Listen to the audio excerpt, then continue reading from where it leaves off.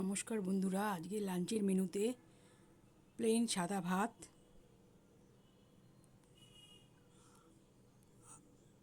আর নারকেল কোড়ানো দিয়ে থোড় ভাজা করেছি।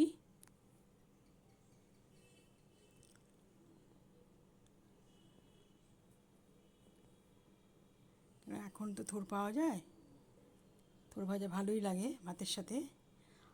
আর সজনে ডাঁটা আলু দিয়ে আলু পোস্ত করেছি, সাদা আলু পোস্ত।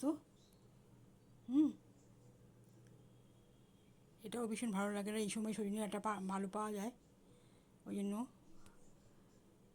ডাঁটা দিয়ে সাদা আলু পোস্ত বানিয়েছি।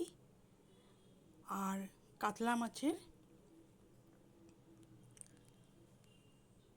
পেঁয়াজ দিয়ে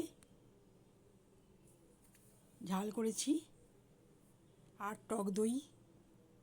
লাঞ্চের পুরো মেনু আজকের। বন্ধুরা, কেমন হয়েছে কমেন্ট করে জানাবেন।